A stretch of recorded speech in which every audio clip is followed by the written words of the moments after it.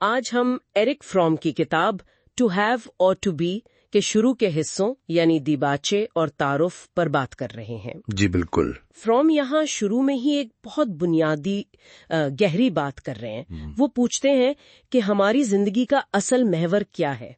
کیا یہ رکھنا ہے یعنی چیزیں جمع کرنا، ملکیت، مادی چیزیں، یا پھر یہ ہونا ہے مطلب زندگی کو تجربے سے، محبت سے، تخلیق سے جینا؟ جی، یہ دو بنیادی طریقے ہیں جن کی وہ بات کرتے ہیں، اور وہ کہتے ہیں کہ یہ صرف کوئی آپ کہہ لیں فلسفیانہ بحث نہیں ہے۔ اچھا؟ نہیں، ان کے نزدیک یہ ایک فوری ضرورت ہے، وقت کی پکار ہے کہ ہم اپنے جینے کے انداز کو بدلیں۔ یعنی سوچنے کا، دنیا سے تعلق کا طریقہ، سب کچھ؟ بالکل۔ اور وہ یہ بھی واضح کرتے ہیں کہ یہ کتاب ان کے پچھلے کام کا ہی تسلسل ہے، خاص طور پر جو انہوں نے خود غرضی اور معاشرتی بحران پر لکھا تھا۔ تعارف میں وہ ایک دلچسپ بات کرتے ہیں سنتی دور کے عظیم وعدے کی۔ جی ہاں، دا گریٹ پرومس۔ کیا تھا یہ وعدہ؟ یہی نا کہ ٹیکنالوجی آئے گی، فطرت قابو میں آ جائے گی، خوب دولت ہوگی، سب خوش ہوں گے اور ہر کوئی بالکل آزاد ہوگا۔ ہاں، ایک آئیڈیل صورتحال، لامحدود ترقی، لامحدود خوشی۔ لیکن فرام کہتے ہیں کہ یہ وعدہ تو پورا نہیں ہوا۔ بالکل نہیں، وہ بہت صاف کہتے ہیں کہ یہ بری طرح ناکام ہوا ہے۔ پہلی بات تو یہ کہ ہر خواہش پوری کرتے رہنا، اس سے نہ تو اصل خوشی ملتی ہے، نہ کوئی فلاح و بہبود۔ الٹا کیا ہوا؟ لوگ ایک بڑی سی مشین، بیوروکریسی کے پرزے بن گئے۔ ان کی سوچ، ان کے جذبات تک پر باہر کی طاقتوں کا، حکومتوں کا، میڈیا کا کنٹرول بڑھ گیا ہے۔ اور وہ جو معاشی ترقی کی بات تھی، وہ بھی بس کچھ امیر ملکوں تک ہی رہی۔ امیر اور غریب کا فرق تو اور بڑھ گیا۔ اور سب سے خطرناک بات، ٹیکنالوجی نے ہمیں ماحولیاتی تباہی اور ایٹمی جنگ کے دہانے پر لا کھڑا کیا ہے۔ البرٹ شوائٹزر کا حوالہ بھی دیتے ہیں وہ شاعر۔ جی بالکل، کہ انسان طاقت میں تو سپرمین بن گیا، لیکن عقل میں، سمجھ میں پیچھے رہ گیا۔ سپر ہیومن عقل نہیں آئی۔ تو آخر یہ اتنا بڑا خواب، یہ وعدہ ٹوٹا کیوں؟ کیا وجہ تھی؟ فارم اس کی جڑیں کہاں دیکھتے ہیں؟ وہ دو کہیں نفسیاتی بنیادوں کی بات کرتے ہیں۔ پہلی تو یہ غلط فہمی کہ زندگی کا مقصد بس خوشی حاصل کرنا ہے، اور خوشی کا مطلب ہے ہر خواہش پوری کرنا، جسے وہ ریڈیکل ہیڈنزم کہتے ہیں۔ جی، یعنی بنیاد پرست لذت پرستی۔ فرام کہتے ہیں یہ ایک سیراب ہے۔ تاریخ کے جو بڑے اساتذہ ہیں انہوں نے ہمیشہ فرق کیا ہے وقتی خواہشات اور انسان کی اصل گہری ضرورتوں میں۔ اچھا۔ وہ ضرورتیں جو اصل خوشی یعنی یوڈائمونیا دیتی ہیں۔ ارسطیپس کو چھوڑ کر باقی سب یہی کہتے تھے۔ اور دوسری نفسیاتی وجہ کیا تھی؟ دوسری وجہ یہ خیال جو آج بھی بہت عام ہے کہ خود غرضی اور لالچ اچھی چیزیں ہیں، کہ اگر ہر کوئی اپنے فائدے کے پیچھے بھاگے گا تو نظام خود بخود ٹھیک چلے گا، امن رہے گا۔ لیکن فرام اس سے اتفاق نہیں کرتے۔ بالکل نہیں، وہ کہتے ہیں یہ تو الٹی بات ہے۔ لالچ اور امن ایک دوسرے کی ضد ہیں۔ یہ رویہ تو لازمی طور پر لڑائی جھگڑے، طبقاتی جنگ اور قوموں کی جنگوں کی طرف لے جاتا ہے۔ اور وہ ایک اور اہم نقطے کی طرف اشارہ کرتے ہیں کہ 18ویں صدی میں معیشت کو اخلاقیات سے الگ کر دیا گیا، انسانی قدروں سے الگ۔ مطلب نظام کی ترقی اہم ہو گئی، انسان کی بھلائی پیچھے رہ گئی۔ جی ہاں، بس یہ مان لیا گیا کہ جو نظام کے لیے اچھا ہے وہ انسان کے لیے بھی اچھا ہوگا، اور اسی چکر میں فطرت سے بھی دشمنی مول لے لی۔ تو اس سب کا خلاصہ یہ ہوا کہ فرام کے نزدیک اب صرف چھوٹی موٹی تبدیلیاں کافی نہیں، انسان کے کردار میں بنیادی تبدیلی لانی ہوگی۔ بالکل، وہ کہتے ہیں یہ صرف کوئی اخلاقی یا نفسیاتی مسئلہ نہیں رہا، یہ اب انسانی نسل کی بقا کا سوال ہے، سروائیول کا۔ وہ کلب آف روم اور شوماکر کا حوالہ بھی اسی لیے دیتے ہیں۔ جی، کہ ٹیکنالوجی اور معیشت میں تبدیلی تبھی آئے گی جب انسان کی قدریں بدلیں گی، رویے بدلیں گے۔ لیکن ایک سوال پھر ذہن میں آتا ہے، اگر خطرہ اتنا بڑا ہے، اتنا واضح ہے، تو لوگ، حکومتیں، ہم سب اتنے بے حس کیوں ہیں؟ کچھ کرتے کیوں نہیں؟ یہ بہت اہم سوال ہے جو فرام بھی اٹھاتے ہیں۔ وہ کئی وجوہات بتاتے ہیں۔ ایک تو یہ کہ رہنما اکثر صرف کارروائی کا دکھاوا کرتے ہیں۔ اچھا۔ ذاتی مفاد کو اجتماعی ذمہ داری پر فوقیت دی جاتی ہے، اور عام لوگ وہ اپنی روزمرہ کی فکروں میں چھوٹے مسئلوں میں اتنے الجھیں کہ انہیں بڑا خطرہ نظر ہی نہیں آتا یا وہ دیکھنا نہیں چاہتے۔ اور شاید تبدیلی سے ڈرتے بھی ہیں، جو قربانیاں دینی پڑیں گی۔ جی بالکل، آج کی چھوٹی قربانی دینے سے بہتر لگتا ہے کہ کل کی بڑی تباہی کا انتظار کر لیا جائے۔ یہ ایک بڑا مسئلہ ہے۔ تو اسی ساری صورتحال کو سامنے رکھ کر فرام اپنی کتاب کا مقصد بتاتے ہیں. جی، وہ کہتے ہیں کہ وہ ان دو طریقوں رکھنا اور ہونا کا گہرائی سے تجزیہ کریں گے تاکہ یہ دیکھا جا سکے کہ کیا ہونے کا راستہ اپنا کر ہم ایک نیا انسان، ایک بہتر معاشرہ بنا سکتے ہیں. کیا تباہی کے علاوہ کوئی اور راستہ ہے بھی یا نہیں؟ بالکل، یہی ان کی کتاب کا مرکزی سوال ہے. تو آج ہم نے ایرک فروم کی ٹو ہیو اور ٹو بی کے دیباچے اور تعارف کے اہم نکات پر بات کی، خاص طور پر رکھنے اور ہونے کا فرق، صنعتی دور کے ناکام وعدے اور انسانی تبدیلی کی ضرورت. جی، اور آخر میں ایک بات سوچنے کی یہ ہے جو فرام ہمیں سوچنے پر مجبور کرتے ہیں کہ آج کی اس دنیا میں جہاں ہر کوئی چیزیں جمع کرنے، کامیابی پانے، رکھنے کی دوڑ میں لگا ہے، کہیں ہم ہونے کے اصل جوہر مطلب محبت، تخلیق، جڑت جیسے حقیقی انسانی تجربات سے دور تو نہیں ہوتے جا رہے؟ کیا واقعی زیادہ رکھنا ہمیں زیادہ بنا رہا ہے، یا پھر یہ ہمیں ہماری اپنی انسانیت سے ہی محروم کر رہا ہے؟ یہ سوال وہ ہمارے لیے چھوڑ جاتے. آج ہم ایرک فرام کی کتاب ٹو ہیو اور ٹو بی پر بات کر رہے ہیں، خاص طور پر اس کے پہلے باب ایک پہلی نظر پر. جی، فرام یہاں سے ہی نا زندگی کے دو بہت بنیادی طریقوں کا ذکر شروع کرتے ہیں. رکھنا یعنی ہیونگ اور ہونا یعنی بینگ. اور ہمارا مقصد آج یہی سمجھنا ہے کہ یہ دو انداز ہیں کیا، اور یہ ہماری سوچ پر، ہماری دنیا سے تعلق پر کیسے اثر ڈالتے ہیں. بالکل، فرام یہ نقطہ اٹھاتے ہیں کہ جس معاشرے میں ہر چیز رکھنے کے گرد گھومتی ہو، یعنی زیادہ سے زیادہ حاصل کرنا. ہاں، کامیابی کا پیمانہ یہی ہو کہ آپ کے پاس کیا ہے. بالکل، وہاں پھر صرف ہونا یہ خیال ہی بڑا عجیب لگتا ہے. ہم اکثر کسی کی قدر کا اندازہ اس کی دولت سے لگاتے ہیں نا. ارے ہاں، کہتے ہیں نا وہ تو جی کروڑوں کا مالک ہے، یعنی قیمت انسان کی نہیں، اس کی ملکیت کی ہے. صحیح. حالانکہ اگر دیکھیں تو بڑے بڑے نام جیسے بدھا، حضرت عیسیٰ، ماسٹر ایکہارٹ، حتیٰ کہ مارکس نے بھی. ہاں، مارکس نے بھی ہمیشہ ہونے کو رکھنے سے اہم سمجھا ہے.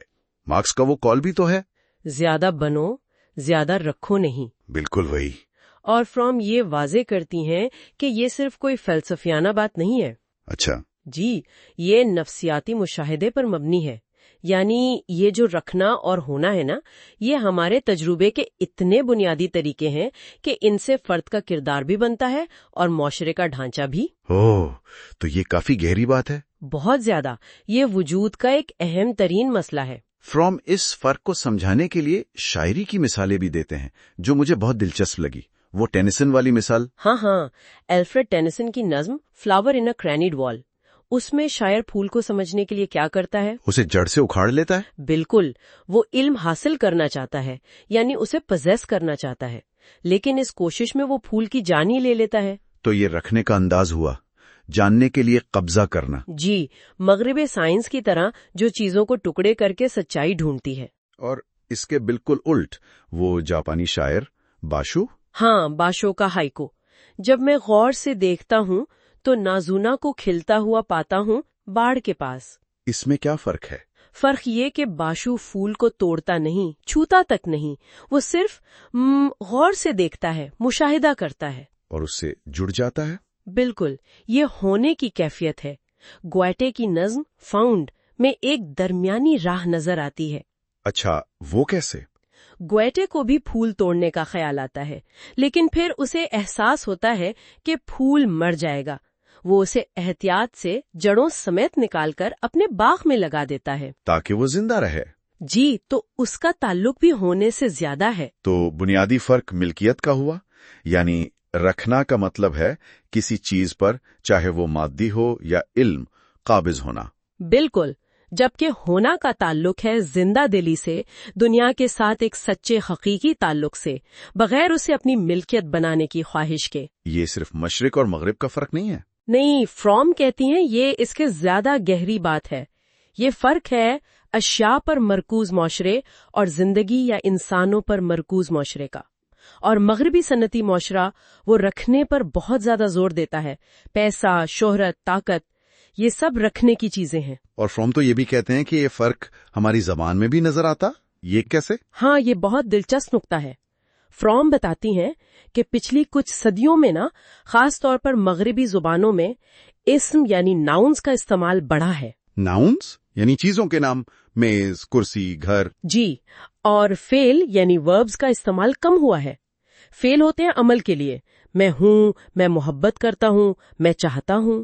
لیکن اسم اور فعل تو ہر زبان میں ہوتے ہیں، اس میں رکھنے اور ہونے کا تعلق کیسے بنا؟ تعلق ایسے بنا کہ اب ہم اپنے تجربات، احساسات یعنی جو چیزیں ہونے سے تعلق رکھتی ہیں انہیں بھی رکھنے کے انداز میں بیان کرتے ہیں، اسم بنا کر. مثال؟ جیسے ہم کہتے ہیں مجھے ایک مسئلہ ہے. I have a problem. ہاں، عام سی بات ہے. لیکن فرام کہتی ہیں کہ زیادہ فطری یہ کہنا ہے کہ میں پریشان ہوں. I am troubled.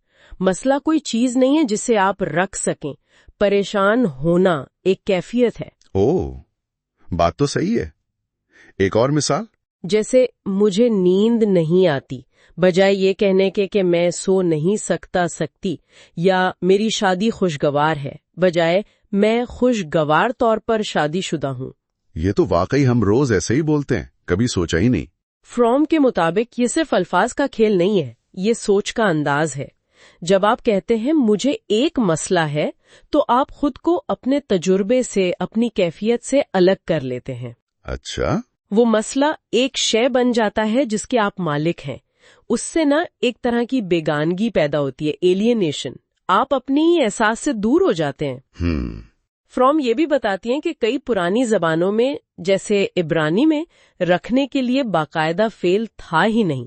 وہ کہتے تھے یش لی، یعنی یہ میرے لیے ہے. تو رکھنے کا یہ تصور، یہ فعل بعد میں آیا نجی ملکیت کے تصور کے ساتھ؟ لگتا تو یہی ہے. جیسے جیسے نجی ملکیت بڑھی، میرا اور تیرا واضح ہوا، ویسے ویسے رکھنے کا تصور بھی مضبوط ہوا. تو یہ رکھنے کا انداز صرف چیزوں تک نہیں، ہماری زبان، ہماری سوچ، ہمارے احساسات بیان کرنے تک میں آ گیا ہے. بالکل.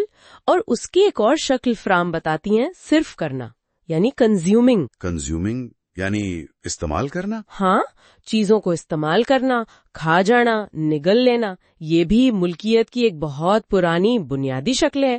اور آج کی جو صارفیت ہے، کنزیومرزم، گاڑیاں، ٹی وی، گیجٹس، سفر. جی، یہ سب کیا ہے؟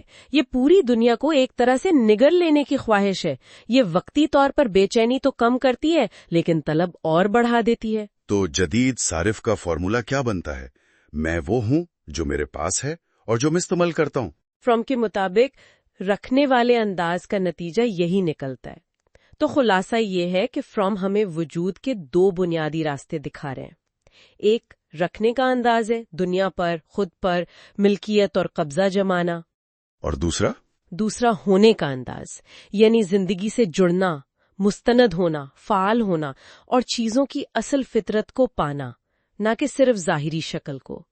فلسفیانہ طور پر بھی دیکھیں تو ہیراکلٹ سے لے کر ہیگل اور بدھا تک سب نے ہونا کو ایک جامد، رکی ہوئی چیز نہیں سمجھا، بلکہ ایک عمل.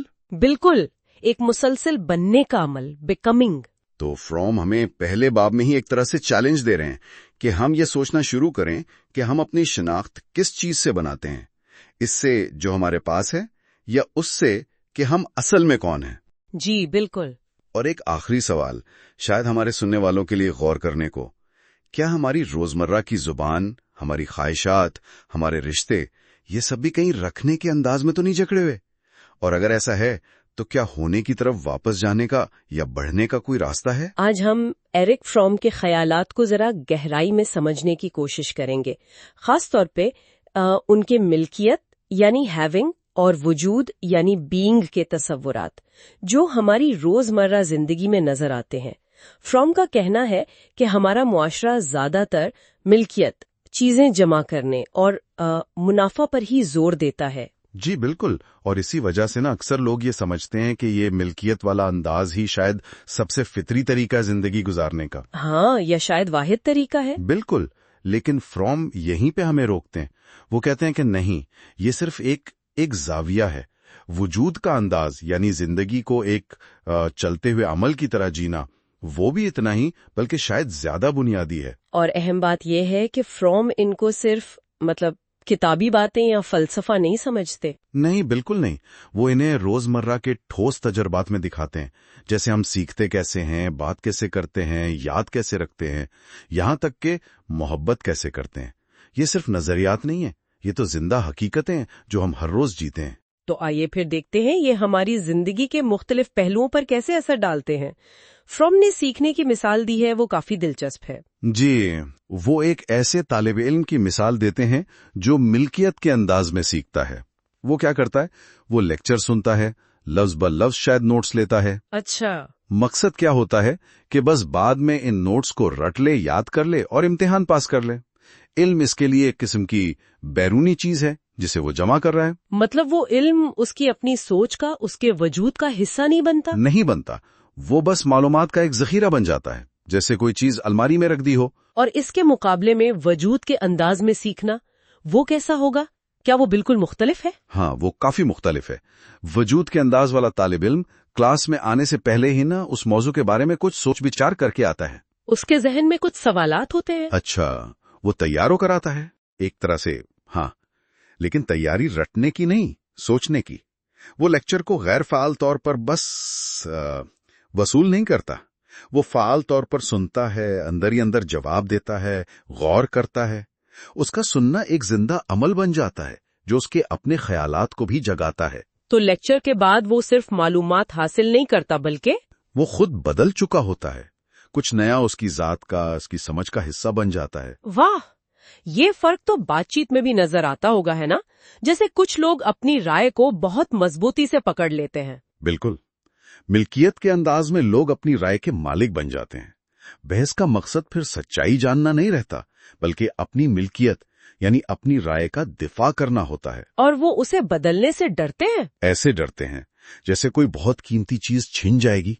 या फिर आप देखें, किसी अहम मीटिंग से पहले वो अपनी प्रॉपर्टीज को जहन में लाते हैं। मैं कौन हूं, मेरी क्या कामयाबियां हैं, मेरा क्या ओहदा है, इस तैयारी के साथ जाते हैं। लेकिन वजूद के अंदाज में बातचीत का मतलब ये तो नहीं कि बिल्कुल बगैर तैयारी के, बगैर किसी मौक़िफ़ के चले जाएं। ये अमली कैसे होगा? देखें, तैयारी ना होने का मतलब लापरवाही नहीं है। इसका मतलब है कि आप खुले जहन के साथ बगैर पहले से तयशुदा मोर्चों के गुफ्तगू में शरीक हों। अच्छा। वजूद के अंदाज में फर्द वो बेसाख्ता होता है, वो पूरी तरह हाल में मौजूद होता है। वो अपनी जात, अपने इल्म, अपनी हैसियत के खौल में बंद नहीं होता। तो वो दूसरे को बेहतर सुन सकता है? बिल्कुल, वो दूसरे शख्स को, उसके ख्यालात को पूरी तरह सुन सकता है, समझ सकता है और फिर जवाब दे सकता है। गुफ्तगू सिर्फ मालूमात या स्टेटस का तबादला नहीं रहती, वो एक हकीकी मुकालमा बन जाती है, जिसमें शायद जीतने हारने का एहसास नहीं होता। हाँ, इसमें वो मुकाबलाबाजी नहीं होती, इसमें एक खुशी मिलती है, जुड़ने की, समझने की। फ्रॉम ने मोहब्बत पर भी यही बात की है, और ये तो शायद सबसे ज्यादा जाती मिसाल है। मलकियत के अंदाज में मोहब्बत, वो कैसी दिखती है? फ्रॉम के मुताबिक मलकियत के अंदाज में मोहब्बत भी एक शय बन जाती है, कोई ऐसी चीज जिसे आप हासिल करना चाहते हैं, कैद करना चाहते हैं, कंट्रोल करना चाहते हैं। ये तो बहुत घुटन वाला ख्याल है। जी, वो से दम घूंटने वाला, मुर्दा कर देने वाला अमल कहते हैं। उसके बिल्कुल बरक्स वजूद के अंदाज में मोहब्बत एक फाल, एक जिंदा अमल है। फाल कैसे? मतलब? इसमें ख्याल रखना शामिल है, दूसरे को जानना, समझना, उसकी बात का जवाब देना, उसकी तस्दीक करना, उसके साथ जिंदगी से लुत्फानंदोज होना। ये जिंदगी देने वाला, बढ़ाने वाला अमल है। फ्रॉम का एक नुक्ता बहुत चौंकाने वाला भी है कि जिसे लोग अक्सर मोहब्बत कहते हैं, वो शायद मोहब्बत ना करने की हकीकत को छुपाने का तरीका होता है। हाँ, ये गहरी बात है। वो कहते हैं कि अक्सर शादी के बाद या लंबे रिश्तों में ये देखा जा सकता है कि वो जो शुरू का वजूद वाला फाल ताल्लुक था, वो आहिस्ता आहिस्ता मलकियत के एक जामद एहसास में बदल जाता है कि बस ये मेरा है या मैं इसका हूं। और फ्रॉम ने ये फर्क सिर्फ सीखने, बातचीत और मोहब्बत तक ही नहीं रखा। नहीं, उन्होंने इसे याद रखने के अमल में, इख्तियार इस्तेमाल करने में, इल्म हासिल करने में, यहाँ तक कि ईमान जैसी चीजों में भी दिखाया है। ये अंदाज बहुत वसी है। तो इन सारी मिसालों से हम क्या नतीजा निकाल सकते हैं? ऐसा लगता है फ्रॉम हमें ये दिखा रहे हैं कि ये मिल्कियत वाला अंदाज हमारी जबान, हमारी आदतों में कितना ज्यादा रिच बस क्या है। हम हर वक्त कहते हैं मेरा राय, मेरा वक्त, मेरा आइडिया। बिल्कुल, ये हमारी सोच का डिफॉल्ट मोड बन गया है।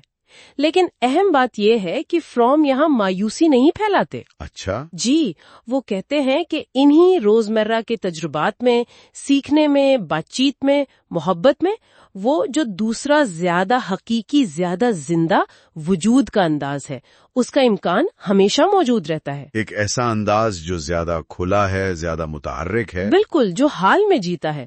تو یہ باب اصل میں ہمیں دعوت دیتا ہے کہ ہم اپنی اویئرنس میں، اپنی آگاہی میں تھوڑی تبدیلی لائیں. اور یہ ہمیں اس بنیادی بہت اہم سوال پر سوچنے پر مجبور کرتا ہے جو فروم خود پوچھتے ہیں. سوال یہ ہے کہ کیا ہم واقعی اپنی زندگیاں جی رہے ہیں یا محض ان زندگیوں کے بکھرے ہوئے ٹکڑوں کے مالک بن کر رہ گئے ہیں؟ اس گہری گفتگو میں خوش آمدید.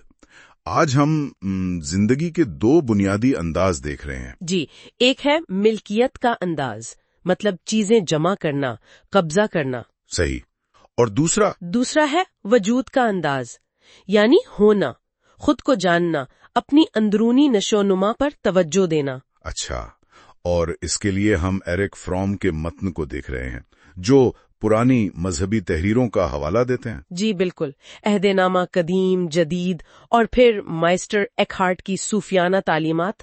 فروم دکھاتے ہیں کہ ان میں یہ وجود والی بات کیسے نمایاں تھی. اور مقصد یہ سمجھنا ہے کہ یہ پرانی سوچ آج کل کی زندگی کے بارے میں کیا کہتی ہے، جہاں ہر طرف ملکیت کا ہی زور لگتا ہے. بالکل.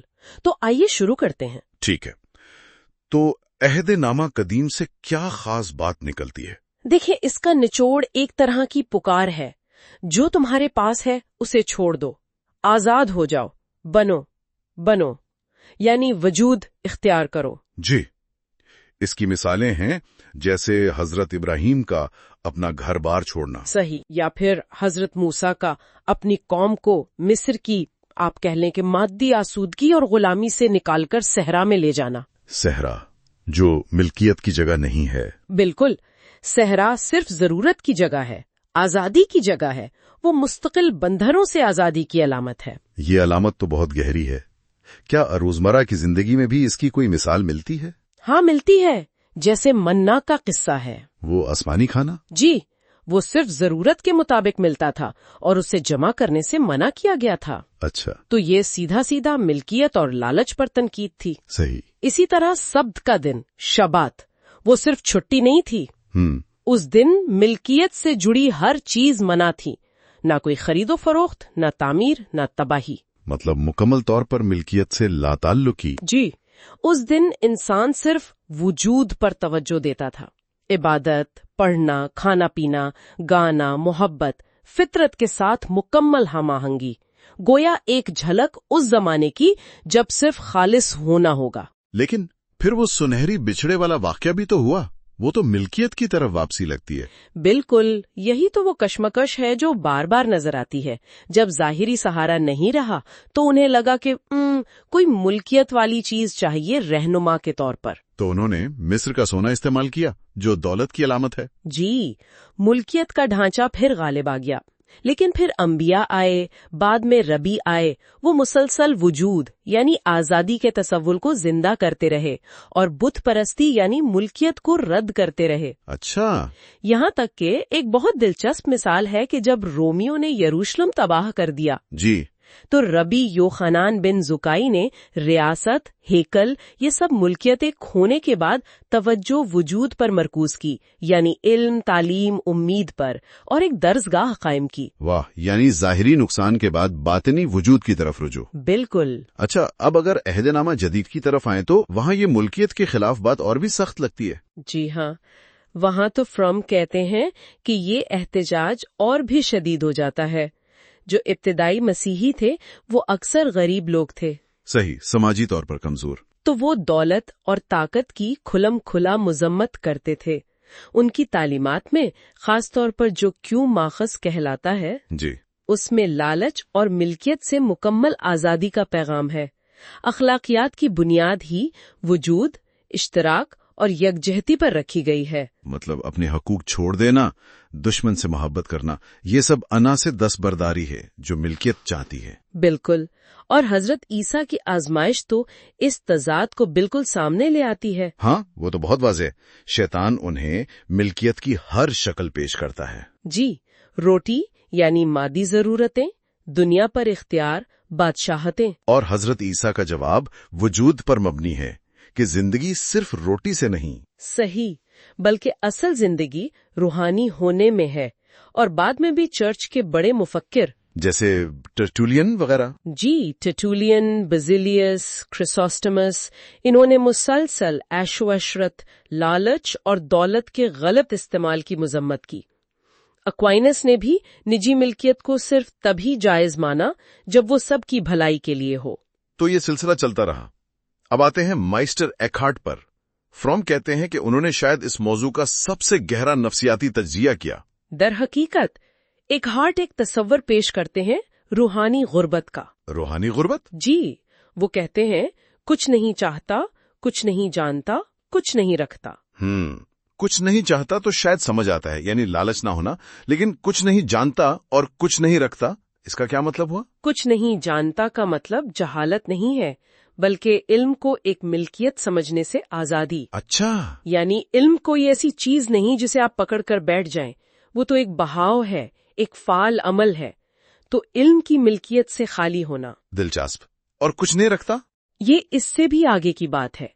ये सिर्फ चीजों से ला ताल्लुकी नहीं, बल्कि अपने आमाल से, अपने ख्यालात से, यहाँ तक कि खुदा के तसव्वुर से भी मुल्कियत वाले ताल्लुक से आजादी है। यानी मुकम्मल खालीपन? जी, मुकम्मल दाखिली खालीपन, ताकि हकीकी वजूद या खुदा का अमल मुमकिन हो सके।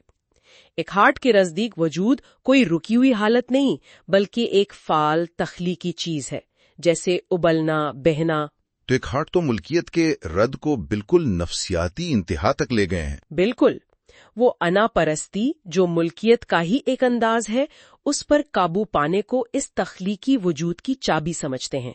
तो खुलासा ये कि फ्रॉम हमें मुख्तलिफ पुरानी रिवायात में एक मुश्तरक धागा दिखा रहे हैं कि बातनी हालत यानी वजूद को बैरूनी जमा यानी मुल्कियत पर हमेशा तरजीह दी गई। जी। और ये बात आजकल की सारिफियत और मुल्कियत पर जो इतना जोर है उसके बिल्कुल उलट है। बिल्कुल, ये तजाद बहुत वाज़ेह है। तो ये हमें सोचने पर मजबूर करता है कि आज हमारी पहचान किस चीज से है, जो हमारे पास है उससे, या जो हम असल में हैं उससे? को अहमियत देती थी। सिर्फ जाहिरी तरक्की से आगे देखने की बात है। जी, और ये एक अहम सवाल भी पैदा करता है कि मिल्कियत बमुकाबला वजूद के इस सारे तारीखी पस मंजर को देखते हुए आज के दौर में जहां हर तरफ मिल्कियत का ही गुलगुला है, कोई शख्स अपनी जिंदगी में वजूद के एहसास को कैसे बढ़ा सकता है? कोई छोटा सा अमली कदम। अच्छा, तो आज हम एरिक फ्रॉम के एक बहुत, आप कह लें, गहरे तस्वर पर बात कर रहे हैं, मिल्कियत का अंदाज यानी हैविंग मोड। जी हाँ, फ्रॉम अपनी किताब के दूसरे हिस्से में वो थोड़ा ज्यादा तज्जियाती अंदाज अपनाते हैं ना? बिल्कुल, और ये गुफ्तगू इसी तज्जिये पर मबनी है। हमारे सामने जो मवाद है वो इसी अंदाजे फिक्र की मतलब तह तक जाता है। सही।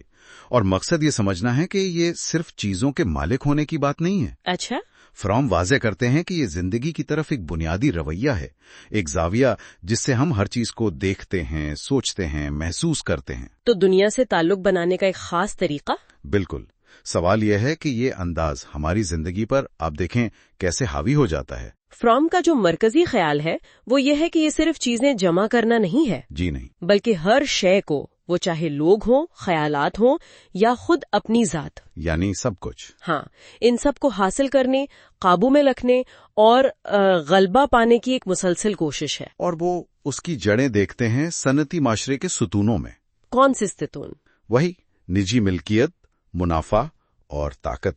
अच्छा, निजी मिल्कियत, जिसकी तारीफ भी वो खास करते हैं ना, कि दूसरों को इस चीज के इस्तेमाल से या लुत्फ से मतलब मुकम्मल तौर पर महरूम रखने का इख्तियार। बिल्कुल। और जो बात उसे मजीद आप कहें पेचीदा बनाती है वो ये कि ये रवैया सिर्फ अमीरों तक महदूद नहीं। अच्छा, मतलब कम वसाइल वाले लोग भी? जी, فریم نشاندہی کرتے ہیں کہ کم وسائل والے لوگ بھی اپنی چھوٹی چھوٹی ملکیتوں سے شدید وابستگی رکھتے ہیں. اچھا. اور یہ احساس پھیلتا چلا جاتا ہے غیر مادی چیزوں تک. جیسے ہم اکثر کہتے ہیں نا، میرا ڈاکٹر، میرے خیالات، ہاں، حتیٰ کہ میری بیماری. گویا یہ بھی ہماری ملکیت ہے. عجیب بات ہے ویسے. اور سب سے بڑھ کر ہمارا اپنا وجود، ہماری انا، جسم، نام، سماجی حیثیت، علم، اپنی شبیہہ، یعنی ہماری شناخت. جی، یہ سب بھی ایک ملکیت بن جاتے ہیں جسے ہم رکھتے ہیں، اور یہی ہماری شناخت کا مرکز بن جاتی ہے. اس میں ایک تاریخی تبدیلی بھی تو آئی ہے جس کا فرام ذکر کرتے ہیں. کون سی تبدیلی؟ وہ 19ویں صدی کی محفوظ رکھنے والی خریداری، کیپ اٹ بائنگ. ہاں. جب چیزیں لمبے عرصے تک رکھنے کے لیے خریدی جاتی تھیں. اچھا. ہاں. تب نعرہ تھا پرانا خوبصورت ہے. بالکل. لیکن آج کل یہ استعمال کر کے پھینکنے والی خریداری یعنی تھرو اوے بائنگ میں بدل گیا ہے. اب نعرہ ہے نیا خوبصورت ہے. صحیح. گاڑی کی مثال بہت واضح ہے. آج یہ صرف سواری تو نہیں رہی. نہیں، بالکل نہیں. یہ تو حیثیت کی علامت ہے، انا کی تسکین کا ذریعہ ہے. اور وہ حصول کا سنسنی، مسلسل نئے محرکات کی تلاش. ہاں. جی، لیکن اس انداز فکر کی قیمت کیا ہے؟ فرام کہتے ہیں کہ یہ ہمارے اور ہماری ملکیت کے درمیان ایک مردہ تعلق قائم کرتا ہے. ڈیڈ ریلیشن شپ. مردہ تعلق مطلب مالک اور ملکیت دونوں اپنی زندگی کھو کر بے جان اشیاء میں بدل جاتے ہیں. اور پھر ملکیت کو قائم رکھنے، دوسروں کو دور رکھنے کے لیے طاقت کی ضرورت پڑتی ہے. اچھا. اور یہ ضرورت بالآخر فتح کرنے، قبضہ کرنے، تسلط جمانے کی نا ختم ہونے والی خواہش کو جنم دیتی ہے. یہ تو خطرناک سلسلہ ہے. بالکل. یہاں تک کہ ہماری زبان بھی اس میں کردار ادا کرتی ہے. جو اسم ہیں، ناؤنز، وہ چیزوں اور تصورات کو مستقل اور ٹھوس بنا کر پیش کرتے ہیں، جس سے ملکیت کا تصور مزید پختہ ہوتا ہے. جی ہاں. اور وہ لافانی ہونے کی خواہش، وہ بھی کہیں نہ کہیں ملکیت کے ذریعے پوری ہوتی محسوس ہوتی ہے، خاص طور پر وراثت کے قوانین کے ذریعے. لیکن فرام ایک اہم فرق بھی واضح کرتے ہیں نا، وہ وجودی ملکیت یا ایگزسٹینشل ہیونگ کی بات کرتے ہیں. ہاں، یہ اہم نکتہ ہے. یعنی وہ چیزیں جو زندہ رہنے کے لیے واقعی ضروری ہیں، جیسے جسم، خوراک، پناہ گاہ، بنیادی اوزار وغیرہ. یہ انسانی وجود کا حصہ ہے، اور یہ ہونے کے انداز یا بینگ موڈ سے متصادم نہیں. تو یہ ٹھیک ہے. ہاں، مطلب بنیادی ضروریات پوری کرنا ایک بات ہے، اور اپنی پوری شناختی ملکیت پر کھڑی کرنا وہ بالکل الگ بات ہے. تو فرام تنقید کس پر کر رہے ہیں؟ وہ کر رہے ہیں کردار پر مبنی ملکیت پر، کیریکٹرولوجیکل ہیونگ. یہ ایک پرجوش، تقریباً جنونی خواہش ہے جو فطری نہیں ہے. نہیں، یہ مخصوص سماجی اور معاشی حالات کی پیداوار ہے. فرام اسے فرائڈ کے اینل کیریکٹر کے تصور سے بھی جوڑتے ہیں، یعنی وہ شخصیت جو جمع کرنے، بچانے، ذخیرہ کرنے پر غیر معمولی زور دیتی ہے، جسے فرائڈ نے نفسیاتی ناپختگی سمجھا تھا. بالکل. تو خلاصہ یہ ہوا کہ فرام کا تجزیہ یہ دکھاتا ہے کہ یہ ملکیت کا انداز ہماری سوچ، ہماری شناخت، رشتوں، معاشرتی اقدار، مطلب ہر چیز میں گہرائی تک اتر چکا ہے. جی. اور یہ وعدہ تو کرتا ہے تحفظ کا، استحکام کا، لیکن اکثر نتیجہ نکلتا ہے بے چینی، خوف اور تنہائی کی صورت میں. بالکل. یہ ہمیں زندگی کے مستند تجربے سے، اصل جوہر سے دور کر دیتا ہے. اور یہی وہ نقطہ ہے جہاں فرام ہمیں سوچنے پر مجبور کرتے ہیں. کیا ایسی زندگی جو بنیادی طور پر حاصل کرنے، مالک بننے، جمع کرنے پر مرکوز ہو، کیا وہ کبھی حقیقی تکمیل دے سکتی ہے، حقیقی اطمینان؟ یہ رویہ ہمیں زندگی کے اصل تجربے سے، یعنی ہونے کے تجربے سے اور بھی دور لے جاتا ہے. یہ سوال میرے خیال میں فرام ہمارے غور و فکر کے لیے چھوڑ دیتے ہیں. جی ہاں، سوچنے کے لیے ایک اہم سوال. آج ہم ایرک فرام کے ایک بہت ہی، آپ کہہ سکتے ہیں، بنیادی تصور پر بات کر رہے ہیں، ہونے کا انداز، بینگ موڈ. یہ ان کی مشہور کتاب ٹو ہیو اور ٹو بی سے ہے، اور یہ زندگی کو دیکھنے کا ایک بالکل الگ زاویہ ہے. جی بالکل. فرام یہاں نا زندگی گزارنے کے دو بالکل مختلف طریقوں کا موازنہ کرتے ہیں. ایک تو ہے رکھنا یعنی ہیونگ. اچھا. یعنی چیزیں جمع کرنا، ملکیت بنانا، اور شاید اسی سے اپنی پہچان بنانا. بالکل. اور دوسرا ہے ہونا، بینگ، جو زندہ دلی، موجودگی اور دنیا کے ساتھ ایک فعال، ایک جڑے ہوئے تعلق کا نام ہے. فرام خود کہتے ہیں کہ ہونے کو سمجھنا رکھنے سے کہیں زیادہ مشکل ہے. جی، کیونکہ رکھنا تو ٹھوس چیزوں سے جڑا ہے نا، مکان، گاڑی، پیسہ، ان کو آپ بیان کر سکتے ہیں۔ ہاں، گن سکتے ہیں، لیکن ہونا یہ تو ایک تجربہ ہے، ایک اندرونی کیفیت، اور تجربے کو پوری طرح لفظوں میں کیسے لایا جائے؟ یہی تو مشکل ہے۔ فروم کہتے ہیں کہ ہم اپنا ظاہری روپ، اپنا پرسونا تو بیان کر سکتے ہیں، مگر ہماری اندرونی حقیقت، وہ جو زندہ شے ہے ہمارے اندر، اسے پوری طرح سمجھنا یا کسی اور کو سمجھانا وہ ممکن نہیں ہے۔ تو پھر یہ ہونا ہے کیا آخر، اگر ہم اسے پوری طرح بیان نہیں کر سکتے تو؟ فروم کے نزدیک اس کی بنیاد آزادی پر ہے، خود مختاری پر اور تنقیدی سوچ پر ہے، اور اس کی خاصیت ہے فعال ہونا۔ فعال ہونا، لیکن یہاں فعالیت کا مطلب وہ بھاگ دوڑ نہیں جو آج کل سمجھی جاتی ہے، مصروف نظر آنا؟ نہیں، بالکل نہیں۔ یہ وہ بیرونی ایکٹیویٹی نہیں ہے، یہ اندرونی طور پر فعال ہونا ہے۔ فروم اسے تخلیقی فعالیت کہتے ہیں، پروڈکٹیو ایکٹیویٹی۔ تخلیقی فعالیت، اس کا کیا مطلب ہوا؟ اس کا مطلب ہے اپنی انسانی صلاحیتوں کا مثبت استعمال کرنا۔ یوں سمجھیں کہ اپنی ذات کی تجدید کرنا، بڑھنا، پھولنا، محبت کرنا، اپنے انا کے چھوٹے سے قید خانے سے باہر نکلنا۔ دلچسپی لینا، غور سے سننا، دینا، یہ سب چیزیں؟ جی ہاں، یہ وہ تجربات ہیں جن کے لیے الفاظ اکثر چھوٹے پڑ جاتے ہیں۔ فروم کہتے ہیں الفاظ برتن ہے اور تجربہ ان سے چھلک جاتا ہے۔ فروم نے وہ میکس ہنزیگر کی مثال بھی دی ہے نا، نیلے شیشے والی۔ ہاں، بہت خوبصورت مثال ہے کہ نیلا شیشہ اس لیے نیلا ہے کہ وہ باقی رنگ جذب کر لیتا ہے اور صرف نیلے کو گزرنے دیتا ہے، یعنی اس کی پہچان اس چیز سے ہے جو وہ دیتا ہے، نہ کہ اس سے جو وہ رکھتا ہے۔ واہ، تو کیا ہونے کے لیے ہمیں رکھنے کی جو خواہش ہے اسے کم کرنا پڑے گا؟ فروم تو یہی کہتے ہیں، جب تک ہماری سلامتی اور شناخت چیزوں سے، ملکیت سے، اپنی انا سے جڑی رہیں گی، تب تک ہونے کا انداز پوری طرح ابھر نہیں سکتا۔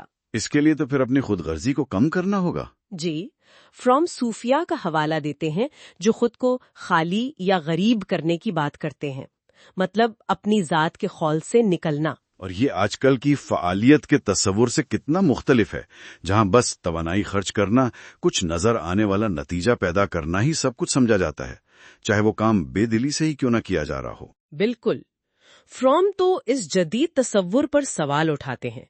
وہ غیر بیگانگی پر مبنی فعالیت کی بات کرتے ہیں، نان ایلینیٹڈ ایکٹیویٹی، جہاں انسان اپنی سرگرمی سے جڑا ہوا ہو، اس کا مرکز ہو۔ یہ اندرونی کیفیت ہے۔ یہ تو دلچسپ بات ہے کہ ارسطو اور اسپینوزا جیسے پرانے فلسفی بھی غور و فکر کو، کانٹمپلیشن کو فعالیت کی اعلیٰ ترین شکل مانتے تھے۔ جی ہاں، اسپینوزا کے لیے تو حقیقی فعالیت کا تعلق عقل، آزادی اور خوشی سے تھا، جبکہ غیر فعالیت یعنی پیسیوٹی کا تعلق غیر عقلی جذبات، مجبوری اور دکھ سے تھا۔ وہ تو شاید لالچ جیسے جذبات کے غلبے کو ایک قسم کی ذہنی بیماری بھی سمجھتے تھے۔ بالکل، ان کے نزدیک غیر عقلی جذبات میں بہہ جانا آزادی نہیں بلکہ ایک طرح کی قید ہے۔ فروم ہونے کو ظاہر ہونے سے بھی الگ کرتے ہیں، اپیئرنگ سے۔ جی، یعنی جو ہم باہر سے نظر آتے ہیں، ہمارا جو ماسک ہے، وہ ضروری نہیں کہ ہماری اندرونی حقیقت کی عکاسی کر رہا ہو۔ یہ تو فروئڈ نے بھی کہا تھا۔ ہاں، لیکن فروم کا نقطہ یہ ہے کہ ہم صرف اپنی ناپسندیدہ خواہشات ہی نہیں دباتے، ہم کبھی کبھی حقیقت کے علم کو بھی دبا دیتے ہیں لاشعور میں۔ اچھا، ایسا کیوں؟ کیونکہ سچ کا سامنا کرنا مشکل ہوتا ہے؟ شاید کیونکہ حقیقت کو تسلیم کرنے سے ہمارا بنایا ہوا نقاب اتر سکتا ہے، ہمارا ظاہر بدل سکتا ہے۔ لاشعوری طور پر ہم جانتے ہیں مگر شعوری طور پر ماننا نہیں چاہتے۔ تو ہونا ایک طرح سے اس نقاب کو ہٹانا ہے، حقیقت کو جاننا اور اسے جینا۔ ہاں، اپنی اندرونی سچائی کے ساتھ جینا۔ یہ تو اس عام خیال سے بالکل الٹ ہے کہ انسان تو بس فطرتاً خود غرض ہے، صرف لینا اور رکھنا چاہتا ہے۔ فروم اسی خیال کو چیلنج کرتے ہیں۔ وہ کہتے ہیں کہ انسان میں ہونے، بانٹنے، دینے، یہاں تک کہ قربانی دینے کی بھی اتنی ہی گہری، اتنی ہی فطری خواہش ہے۔ کیا واقعی؟ اس کی مثالیں ہیں؟ بہت سی ہیں۔ جانور بھی تو بغیر کسی فوری انعام کے کام کرتے ہیں۔ بچوں کو دیکھیں، اگر مواد دلچسپ ہو تو ان میں سیکھنے کی کیسی لگن ہوتی ہے۔ कारकुन चाहते हैं कि उनके काम का कोई मतलब हो, मोहब्बत में देने की सलाहियत होती है, जंग जैसे हालात में लोग कुर्बानियां देते हैं। हाँ, ये बात तो है। ये शायद इसलिए कि हम इंसान बुनियादी तौर पर जुड़ना चाहते हैं, अपनी तन्हाई पर काबू पाना चाहते हैं। बिल्कुल, ये दूसरों के साथ, फितरत के साथ इत्तेहाद यानी यूनियन के तजुर्बे की बुनियादी इंसानी जरूरत है। तो हम सब में ये दोनों सलाहियतें हैं, रखने की भी और होने की भी। जी, फ्रॉम के मुताबिक दोनों मौजूद हैं। फर्क इससे पड़ता है कि हमारा माशरा, हमारी सकाफत किस चीज को ज्यादा अहमियत देती है, किस चीज को फरोग देती है। अगर माशरा सिर्फ हुसूल, मुल्कियत, मुकाबले पर जोर देगा तो जाहिर है रखने का अंदाज गालिब आएगा। तो खुलासा ये हुआ कि एरिक फ्रॉम का होने का अंदाज ये जिंदगी को मलकियत और कंट्रोल के बजाय गहराई, मौजूदगी और इश्तराक के नजरिए से देखने की दावत है। जी, ये सिर्फ कोई ख्याली बात नहीं बल्कि एक हकीकी इम्कान है जो आगाही से, ईमानदारी से और बामानी ताल्लुकात से हासिल होता है। ये हमें सोचने पर मजबूर करता है कि हम जिंदगी के मालिक बनकर जिएं या इसमें शरीक होकर। तो आखिर में ये सवाल रह जाता है ना कि आज की दुनिया में जहां रखने पर इतना जोर है, क्या हम इनफरादी तौर पर और मिलजुल कर होने के लिए ज्यादा जगह बना सकते हैं? और अगर हम ऐसा करें तो उसके हमारी जिंदगियों पर, हमारे मुआशरे पर क्या असरात होंगे, ये एक बड़ा सवाल है। खुश आमदीद। आज हम एरिक फ्रॉम के एक बहुत ही दिलचस्प तस्वुर पर बात कर रहे हैं। उनका वो मुल्कियत यानी हैविंग और होने यानी बीइंग का नजरिया। हम खास तौर पर उनकी किताब के एक बाब को सामने रखकर ये समझने की कोशिश करेंगे कि ये दो अंदाज हमारी जिंदगी को कैसे देखते हैं। मतलब तहफ्फुज़ का एहसास, रिश्ते, खुशी, यहां तक कि मौत का डर और वक्त का तस्वुर भी। शुरुआत एक तरह से तजाद से करते हैं ना, कि जिन चीजों से हमें लगता है कि हम महफूज हैं, असल में वही हमें गैर महफूज बनाती हैं। जी बिल्कुल, ये बड़ा कमाल का नुक्ता है। फ्रॉम बहुत खूबसूरती से बताते हैं कि हम क्यों इन चीजों से चिमटे रहना चाहते हैं जो हमारे पास हैं, चाहे वो मालो दौलत हो या इल्म या कोई समाजी हैसियत। वजह यह है कि ये सब जानी पहचानी चीजें लगती हैं, लगता है कि हमारे काबू में है। और फिर वो जो नामालूम का खौफ है ना, जिसे फ्रॉम आजादी का खौफ भी कहते हैं, वो हमें इसी मानूस दायरे में आप कह लें कैद रखता है। तो ये वो महफूज दायरा दरअसल कैद खाना बन जाता है, और यहीं वो तजाद सामने आता है जिसकी आप बात कर रही थी। फ्रॉम कहते हैं कि ये तहफ्फुज, ये सिक्योरिटी असल में एक वहम है। जब हमारी पहचान, हमारी जात की बुनियाद ही बैरूनी चीजों पर हो, पैसा, शोहरत, हमारी अपनी अना, तो उनके छिन जाने का डर तो जाहिर हर वक्त रहेगा। मुल्कियत के अंदाज में जीना ऐसा ही है कि अगर आपकी मुल्कियत चली गई तो आप खुद खत्म हो गए। वो उनका मशहूर सवाल भी है, अगर मैं वो हूं जो मेरे पास है और जो मेरे पास है वो खो जाए तो फिर मैं कौन हूं? बिल्कुल बिल्कुल। और इसी बात को समझाने के लिए वो एब्सन के ड्रामे के किरदार पेर गंट का हवाला भी देती हैं। पेर गंट की सारी जिंदगी बस चीजें इकट्ठी करने और आप समझें बैरूनी कामयाबियों के पीछे भागने में गुजरी। नतीजा, वो अंदर से बिल्कुल खोखला हो गया था। इसके बिल्कुल बरक्स होने का जो अंदाज है, उसमें हकीकी तहफ्फुज बाहर से नहीं अंदर से आता है, यानी हमारे किरदार से, हमारी अपनी जात की नशोनुमा से। ये चीजें बैरूनी हालात से इतनी जल्दी मुतासिर नहीं होती। और दिलचस्प बात यह है कि होना यानी बीइंग अमल करने से बढ़ता है, जबकि मिल्कियत हैविंग इस्तेमाल करने से कम होती है। अच्छा, तो ये अंदरूनी बमुकाबला बैरूनी इन्हिसार वाली बात, इसका असर हमारे समाजी ताल्लुकात पर, लोगों के साथ मेलजोल पर भी पड़ता होगा? यकीनन बहुत गहरा असर पड़ता है। देखें, मुल्कियत का अंदाज जो है वो कुदरती तौर पर मुकाबलेबाजी, हसद और एक दूसरे से मुखालफत को जन्म देता है। ये जो हासिल करने की ख्वाहिश है ना, ये बढ़ते बढ़ते सबसे ज्यादा हासिल करने की एक ना खत्म होने वाली दौड़ बन जाती है। फ्रॉम इसी को लालच कहते हैं, और लालच की फितरत है कि वो कभी सैर नहीं होता। और ये सिर्फ अफराद की बात नहीं है, यही सोच कौमों के दरमियान भी तनाजुआत, हत्ता के जंगों की वजह बन सकती है। जबकि होने का अंदाज वो तो बिल्कुल मुख्तलिफ तस्वीर पेश करता है। اس میں تو خوشی بانٹنے سے بڑھتی ہے، کم نہیں ہوتی.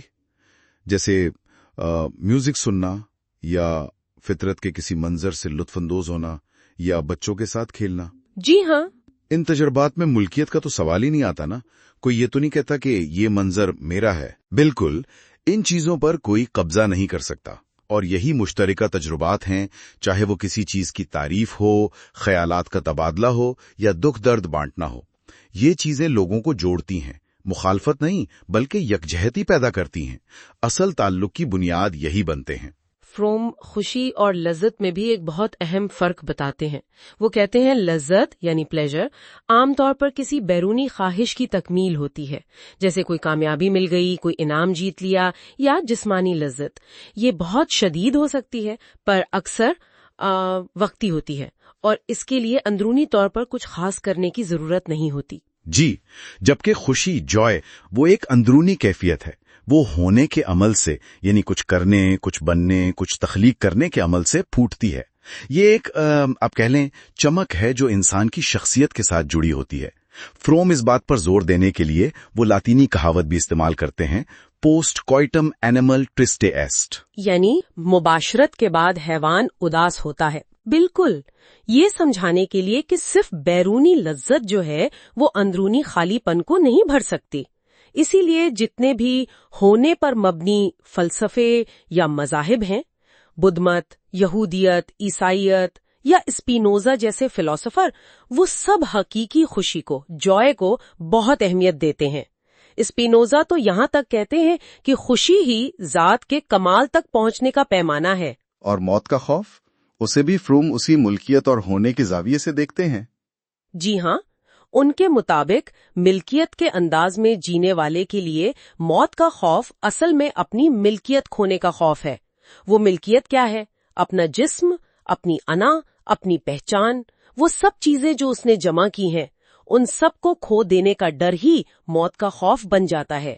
تو اس خوف سے نکلنے کا راستہ یہ ہے کہ زندگی کو ملکیت سمجھنا چھوڑ دیا جائے. جب ساری توجہ ہونے پر ہو، یعنی زندگی کو بھرپور طریقے سے جینے پر، تو پھر کھونے کے لیے کچھ خاص بچتا نہیں ہے. تو موت کا خوف بھی خود بخود کم ہو جاتا ہے. جیسا کہ اسپینوزا نے کہا تھا، عقل مند آدمی موت کے بارے میں نہیں سوچتا، وہ زندگی کے بارے میں سوچتا ہے. آخر میں وقت کا تصور، یہ بھی ان دونوں طریقوں سے بہت گہرا جڑاوا لگتا ہے. ملکیت کا انداز تو جیسے ماضی اور مستقبل میں جیتا ہے نا. ماضی میں جو جمع کیا اس کی بنیاد پر کھڑا ہے اور مستقبل میں مزید جمع کرنے کی امید لگائے بیٹھا ہے. حال یعنی پریزنٹ، وہ تو بس ان دونوں کے بیچ ایک پل سا بن کر رہ جاتا ہے. بالکل، جبکہ ہونا، بینگ، وہ صرف اور صرف یہاں اور اب میں ممکن ہے. فروم اس کے لیے وہ لاطینی اصطلاح استعمال کرتے ہیں، ہک ایٹ ننک، یعنی اسی جگہ اسی لمحے. کوئی بھی تخلیقی کام، محبت کا گہرا تجربہ، خوشی کا شدید احساس، سچائی کا ادراک، یہ سب چیزیں وقت کی جو لکیلی قید ہے نا، اس سے آزاد ہوتی ہیں. یہی لمحہ، یہی اب اصل میں ابدیت ہے، وقت سے ماورا ہے. گو کہ ہمیں اپنی جسمانی ضروریات، دنیاوی کام کاج کے لیے وقت کا خیال رکھنا پڑتا ہے، لیکن ہونا ہمیں وقت کا غلام بننے سے بچاتا ہے. اس کے برعکس ہمارا جو صنعتی معاشرہ ہے، جہاں نعرہ ہے وقت ہی پیسہ ہے، وہ وقت کو ہمارے اوپر حاکم بنا دیتا ہے. تو گویا یہ ملکیت اور ہونا صرف کوئی فلسفیانہ باتیں نہیں ہیں، بلکہ ہماری روزمرہ زندگی کو سمجھنے اور بہتر بنانے کی کنجیاں ہیں. بالکل ٹھیک. فروم ہمیں یہی دکھاتے ہیں کہ یہ انتخاب ہماری سیکیورٹی کے احساس، ہمارے رشتوں، ہماری خوشی، موت کے ساتھ ہمارے تعلق اور یہاں تک کہ وقت کے تجربے کو کس طرح آپ کہہ لیں شکل دیتا ہے. اور جب ہم ان پیٹرنز کو اپنی زندگی میں پہچاننا شروع کرتے ہیں تو ہمیں موقع ملتا ہے کہ ہم شعوری طور پر ایک زیادہ بامانی، زیادہ متحرک اور شاید زیادہ انسانی طرز زندگی کی طرف قدم بڑھا سکیں. اس پر سوچنے کے لیے ایک چھوٹا سا خیال شاید یہ ہو سکتا ہے کہ اگر ملکیت کے انداز میں وقت ہم پر اتنا ہی حاوی ہے تو آج ہم ایسا کون سا ایک چھوٹا سا کام کر سکتے ہیں جو ہمیں ہونے کے لیے یہاں اور اب میں واپس لانے میں مدد دے، چاہے صرف ایک لمحے کے لیے ہی صحیح، گھڑی کی اس حکمرانی سے آزاد ہونے میں مدد دے. اچھا، تو آج ہم ایرک فروم کے خیالات کی گہرائی میں اتر رہے ہیں، خاص طور پر ان کی کتاب کا وہ حصہ، تیسرا حصہ، 7واں باب، مذہب کردار اور معاشرہ۔ جی بالکل، اس باب میں فرام فرد کے اندر جو تبدیلی آتی ہے اور جو باہر معاشرے کا ڈھانچہ ہے ان کے آپس کے تعلق کو دیکھتے ہیں، یعنی اندرونی اور بیرونی دنیا کا تعلق۔ ہاں، اور فرام کا ایک بنیادی نقطہ یہ ہے کہ جسے وہ سماجی کردار کہتی ہیں، یعنی کسی بھی معاشرے میں جو اوسط فرد کی ایک کردار کی ساخت ہوتی ہے، لوگوں کا عام رویہ، سوچنے کا انداز۔ ہاں جی وہی، وہ اور اس معاشرے کا جو سماجی اور معاشی نظام ہے وہ ایک دوسرے پر آپ سمجھے منحصر ہیں، ایک دوسرے کو بناتے ہیں۔ اچھا، تو یہ نظام کردار کو ایسے ڈھالتا ہے کہ لوگ پھر خود ہی وہی کرنا چاہتے ہیں جو نظام ان سے چاہتا ہے؟ بالکل، تاکہ وہ نظام چلتا رہے۔ لیکن بات صرف یہاں ختم نہیں ہوتی۔ فرام کے مطابق یہ سماجی کردار انسان کی ایک بہت بنیادی، گہری، آپ کہہ لیں مذہبی ضرورت بھی پوری کرتا ہے۔ مذہبی ضرورت؟ اچھا، یہاں مذہب سے فرام کی مراد روایتی خدا یا پوجا پاٹ تو نہیں ہے نا؟ نہیں، بالکل نہیں۔ ان کے نزدیک تو مذہب سے مراد کوئی بھی ایسا نظام فکر یا عمل کا طریقہ ہے جو انسان کو دنیا کو سمجھنے کے لیے ایک فریم ورک دے، ایک نقشہ، اور اپنی توانائی، اپنی عقیدت لگانے کے لیے کوئی مرکز دے، کوئی آبجیکٹ آف ڈیووشن۔ انسان کو جس میں جبلت کم ہے اور دماغ زیادہ، اسے زندہ رہنے کے لیے دنیا میں اپنا راستہ بنانے کے لیے ان چیزوں کی ضرورت پڑتی ہی ہے۔ تو مطلب یہ ضرورت کسی بھی چیز سے پوری ہو سکتی ہے؟ پیسہ، کامیابی، قوم پرستی، یا پھر روایتی خدا؟ جی ہاں، کچھ بھی ہو سکتا ہے۔ وہ کہتی ہیں کہ اصل سوال یہ نہیں کہ مذہب ہے یا نہیں، سوال یہ ہے کہ کون سا مذہب ہے، وہ جو انسان کی اپنی نشو نما میں مدد دے رہا ہے یا وہ جو اسے یوں کہیں مفلوج کر رہا ہے۔ یہ بہت اہم نقطہ ہے۔ اسی حوالے سے وہ یورپ میں عیسائیت کے پھیلاؤ پر بھی تنقید کرتی ہیں، کہتی ہیں کہ اکثر یہ تبدیلی بس اوپر کی تھی، نظریاتی تھی، دل کی یعنی کردار کی تبدیلی نہیں تھی۔ ہاں، وہ فرق واضح کرتے ہیں نا، ایک طرف عیسائی ہیرو جو محبت کرے، قربانی دے، بانٹے، اور دوسری طرف وہ پرانا کافرانہ ہیرو جو فاتح ہو، طاقتور ہو، قبضہ کرے۔ بالکل، اور فروم دلیل دیتی ہیں کہ جدید مغربی معاشرہ بھلے نام عیسائیت کا لیتا رہا ہو، زیادہ تر اسی پرانے طاقت اور فتح والے ماڈل پر ہی چلتا رہا۔ اور پھر اس کے بعد پھر آیا وہ جسے وہ صنعتی مذہب کہتی ہیں، یعنی انڈسٹریل ریلیجن، جس میں اصل قدریں کیا تھیں؟ مردانہ اتھارٹی کی اطاعت، بس کام کام کام، زیادہ سے زیادہ جائیداد اور منافع۔ یہ چیزیں حقیقی مسیحی اقدار سے تو ظاہر ہے بالکل مطابقت نہیں رکھتی تھیں۔ اور 20ویں صدی میں تو معاملہ اور آگے بڑھ گیا۔ فروم ایک نئے کردار کی نشاندہی کرتے ہیں جسے وہ مارکیٹنگ کردار کہتے ہیں۔ مارکیٹنگ کیریکٹر، یہ نام ہی کتنا کچھ بتا رہا ہے۔ یقیناً، یہ وہ کردار ہے جہاں انسان خود کو ایک شے، ایک کموڈٹی کے طور پر دیکھنے لگتا ہے۔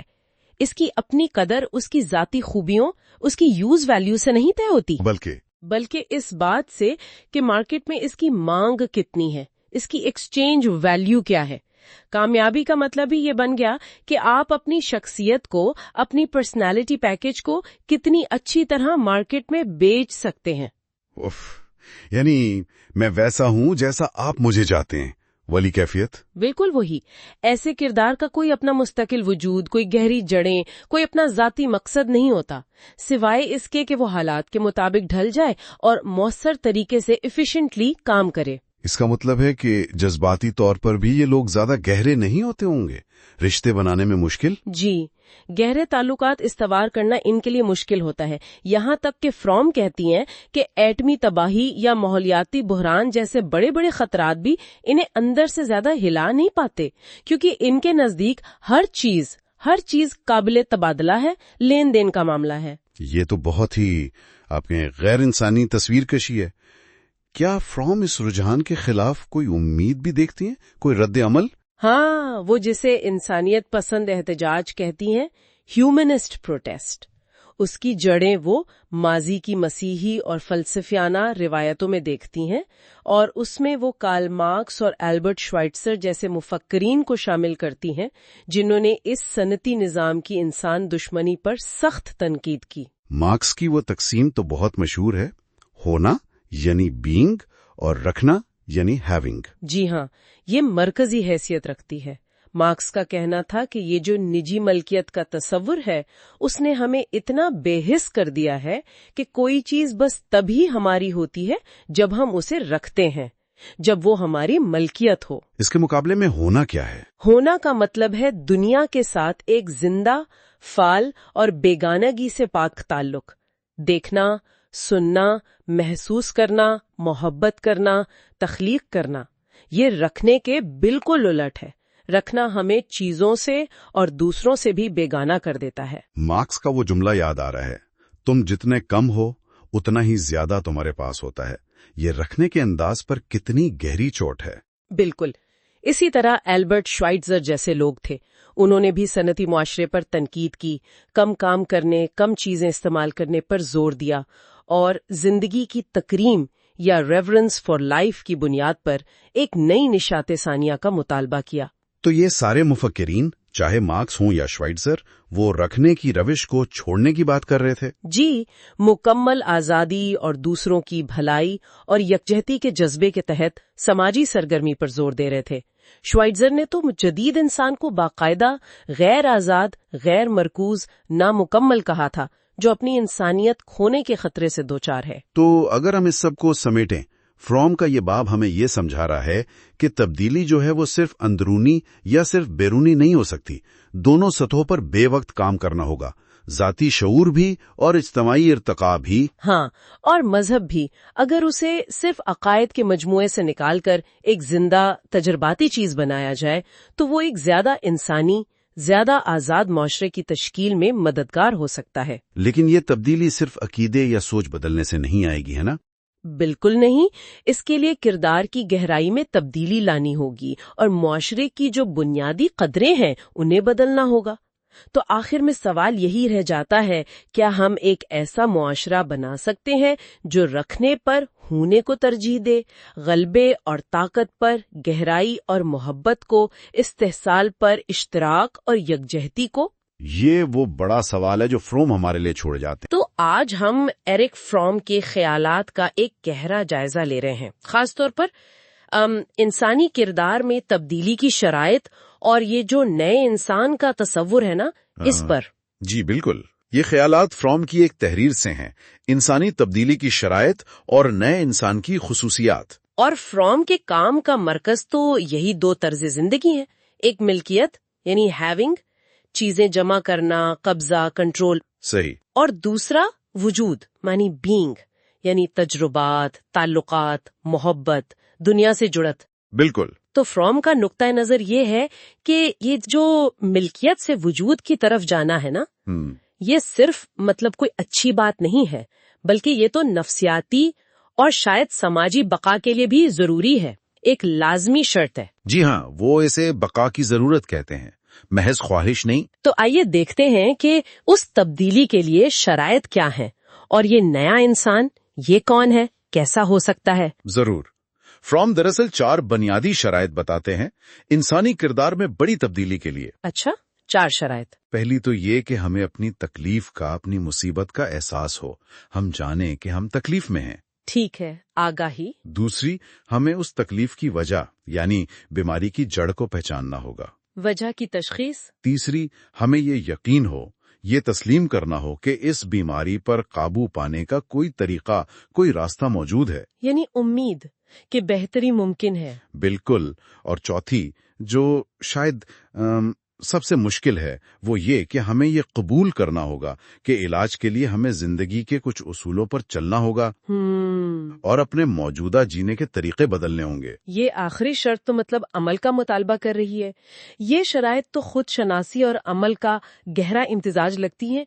क्या फ्रॉम ये बताते हैं कि सिर्फ जान लेना, आगाही काफी क्यों नहीं? यही तो फ्रॉम का एक बहुत अहम नुक्ता है।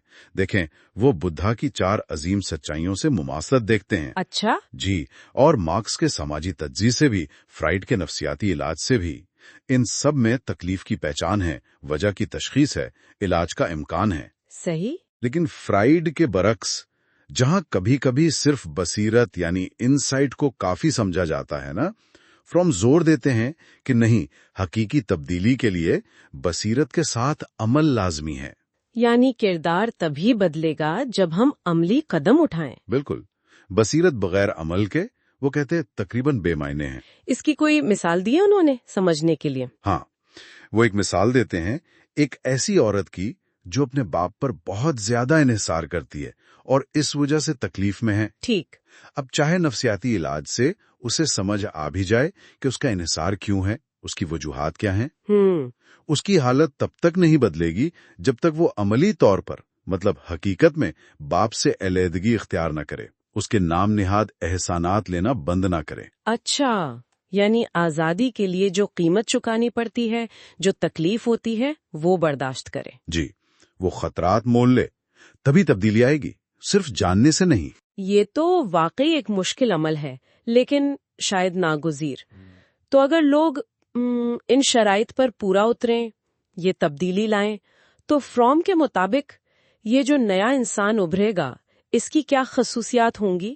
آپ نے کہا تھا یہ خواب نہیں، بقا کی ضرورت ہے. جی ہاں، فروم اسے ایک ایسے انسان کے طور پر دیکھتے ہیں جو آج کے بحرانوں کا، جیسے بیگانگی ہے، ماحولیاتی تباہی ہے، ان کا مقابلہ کر سکے. صحیح. اس نئے انسان کی سب سے بنیادی خصوصیت تو یہی ہے کہ وہ پوری طرح ہونے یعنی بینگ کی حالت میں جینے کے لیے ہر قسم کی ملکیت یعنی ہیونگ کو چھوڑنے پر تیار ہوگا. ہر قسم کی ملکیت؟ جی، اس کا جو تحفظ کا احساس ہے، شناخت ہے، اعتماد ہے، وہ اس پر منحصر نہیں ہوگا کہ اس کے پاس کیا ہے یا وہ کیا کنٹرول کرتا ہے. تو پھر کس چیز پر منحصر ہوگا؟ اس بات پر کہ وہ خود کیا ہے، مطلب اس کے تعلقات، اس کی دلچسپی، اس کی محبت، دوسروں سے یکجہتی، اس کے اندرونی وجود پر. یعنی شناخت کا پیمانہ بدل جائے گا. کیا ہے آپ کے پاس سے آپ کون ہیں کی طرف. یہ تو موجودہ معاشرے سے بہت مختلف ہے. بالکل. اور اسی سے جڑی دوسری خصوصیات ہیں، جیسے وہ جہاں بھی ہوگا نا، وہ مکمل طور پر وہیں موجود ہوگا، اسی لمحے میں. پریزنٹ ہونا، مائنڈفلنس جسے کہتے ہیں. ایک طرح سے. جی. اور خوشی کا حصول وہ چیزیں جمع کرنے یا دوسروں کا استحصال کرنے سے نہیں ڈھونڈے گا. تو پھر کہاں سے؟ دینے سے، بانٹنے کے عمل سے، شیئرنگ سے. اچھا. اور زندگی کی جتنی بھی شکلیں ہیں ان سب کے لیے گہری محبت اور احترام رکھے گا. یہ جاننا کہ مقدس چیزیں یا طاقت نہیں، زندگی خود مقدس ہے. یہ تو رویوں میں بہت بنیادی تبدیلی ہے. لالچ، نفرت، وہم، ان چیزوں کا کیا ہوگا؟ فروم کہتے ہیں کہ یہ نیا انسان کوشش کرے گا، فعال طور پر کوشش کرے گا کہ لالچ، نفرت اور اپنے وہموں کو کم کرے. ختم نہیں. شاید مکمل خاتمہ ممکن نہ ہو، لیکن انہیں کم کرنے کی مسلسل کوشش. اور وہ بتوں کی پوجا نہیں کرے گا، چاہے وہ مادی بت ہوں یا نظریاتی. وہ وہموں سے آزاد ہو کر جیے گا. اس میں محبت کرنے کی بھرپور صلاحیت ہوگی، لیکن ساتھ ہی تنقیدی اور غیر جذباتی انداز میں سوچنے کی صلاحیت بھی، مطلب دل اور دماغ کا توازن. یہ توازن تو بہت اہم ہے. اور خود پسندی یعنی نارسسزم کے بارے میں کیا خیال ہے ان کا؟ وہ کہتے ہیں کہ یہ نیا انسان خود پسندی کو ترک کرے گا اور انسانی وجود کی جو حدود ہے نا، انہیں قبول کرے گا. یہ خود پسندی چھوڑنا اور حدود کو قبول کرنا، یہ آج کل کی جو سب کچھ ممکن ہے، کوئی حد نہیں والی سوچ ہے، اس سے ٹکراتی ہے. یقیناً یہ ایک چیلنج ہے. فروم مزید کہتے ہیں کہ اس نئے انسان کا اولین مقصد اپنی اور دوسروں کی مکمل نشو و نما ہوگا، گروتھ. سب سے اولین مقصد؟ جی. اور وہ یہ بھی جانے گا کہ اس مقصد کے لیے نظم و ضبط، ڈسپلن اور حقیقت پسندی ضروری ہے. حقیقت پسندی یعنی حقیقت کا احترام کرنا، فطرت کو فتح کرنے کی بجائے اسے سمجھنا، اس کے ساتھ تعاون کرنا. اچھا. آزادی کا مطلب اس کے لیے منمانی کرنا نہیں ہوگا، بلکہ خود ہونا، اوتھینٹکلی جینا، وہ جو آپ اصل میں ہیں. اور خوشی کہاں ملے گی؟ فروم کہتے ہیں خوشی کسی منزل پر پہنچ جانے میں نہیں ہے، کیونکہ وہ بھی تو ملکیت کی ایک شکل بن جاتی ہے نا، کہ میں نے خوشی حاصل کر لی. صحیح. بلکہ خوشی زندگی کے مسلسل بڑھنے کے عمل میں ہے، اس جرنی میں ہے جو کبھی ختم نہیں ہوتا. تو خلاصہ یہ ہوا کہ ایرک فروم کا پیغام بہت واضح ہے، دو ٹوک ہے.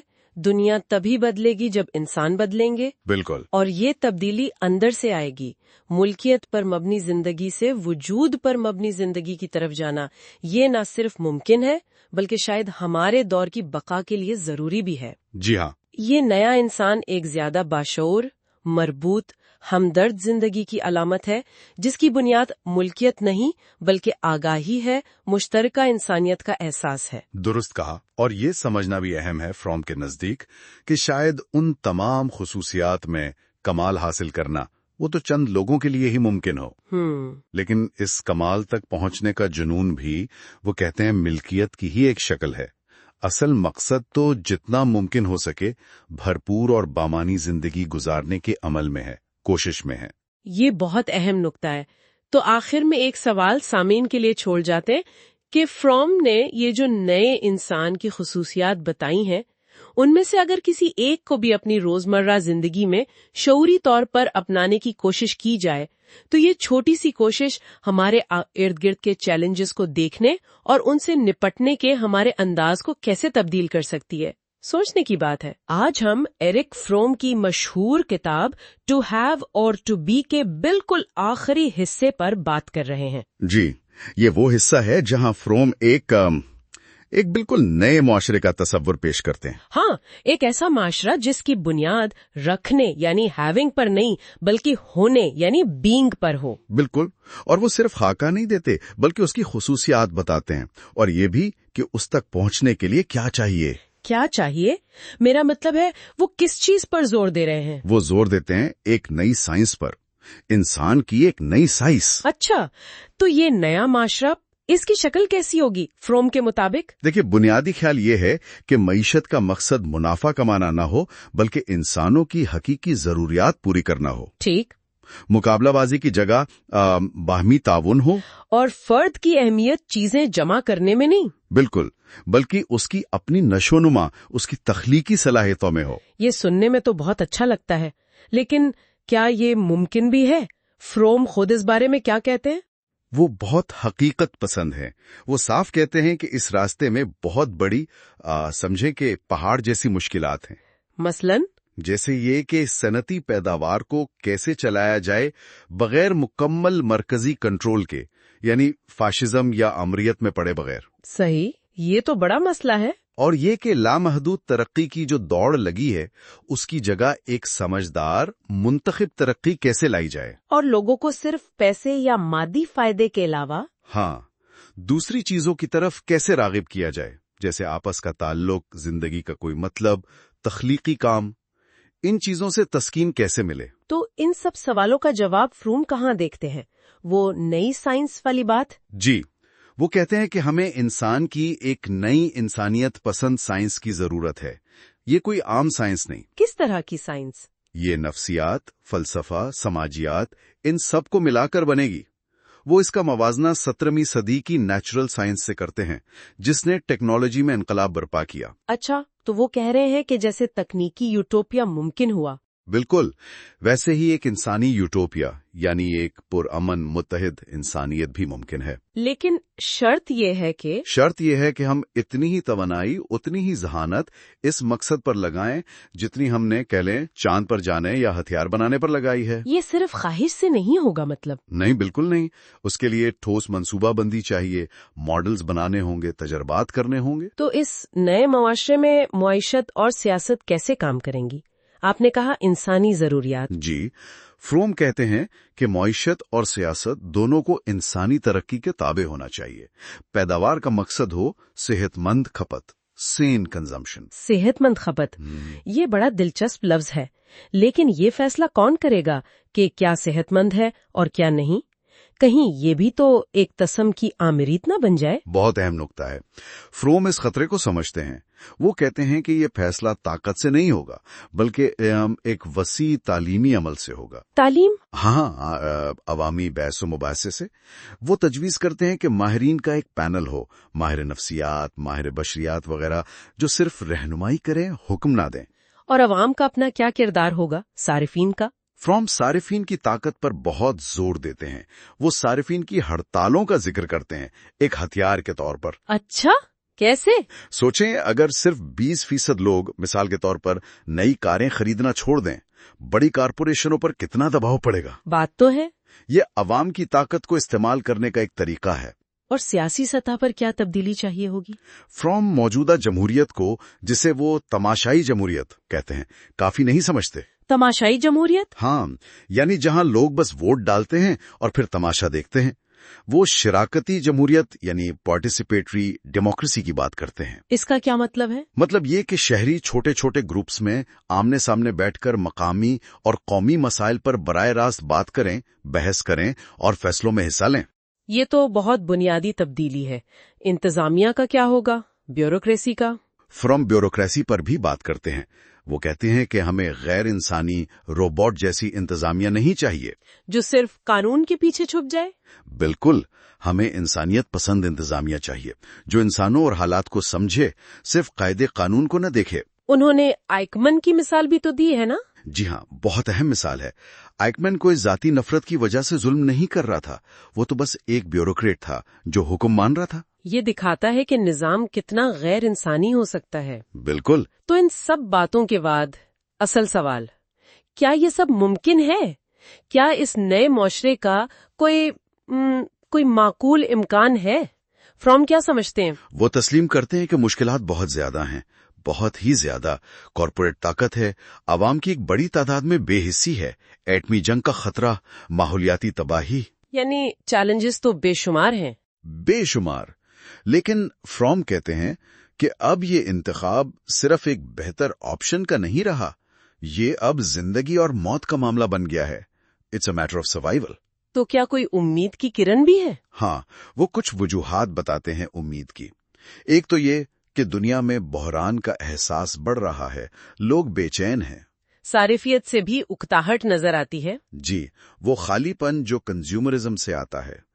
پھر انسانی فطرت میں کہیں نہ کہیں ہونے یعنی بینگ کی طرف ایک جھکاؤ موجود ہے۔ اور شاید آج کا جو اتنی بیگانگی، ایلینیشن ہے۔ ہاں، فرام سمجھتے تھے کہ شاید یہی ایلینیشن لوگوں کو تبدیلی کے لیے زیادہ تیار کر دے۔ تو فرام کا حتمی ویژن کیا ہے؟ وہ اسے کیا نام دیتے ہیں؟ وہ اسے دی سٹی آف بینگ کہتے ہیں، ایک ایسا مستقبل جہاں ماضی کی روحانی گہرائی اور جدید دور کی عقلیت اور سائنس ایک ساتھ مل جائیں۔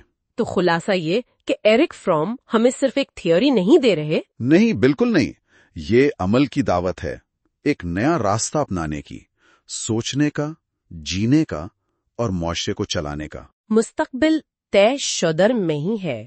جی، یہ نیا معاشرہ ممکن ہے، لیکن صرف تب اگر ہم انفرادی طور پر بھی اور اجتماعی طور پر بھی رکھنے سے ہونے کی طرف قدم بڑھائیں۔ اگر ٹو ہیو اور ٹو بی کہ اس سفر نے آپ کو کوئی نئی سوچ یا تحریک دی ہے تو براہ کرم ہمارے چینل کو لائک، شیئر اور سبسکرائب ضرور کیجیے گا۔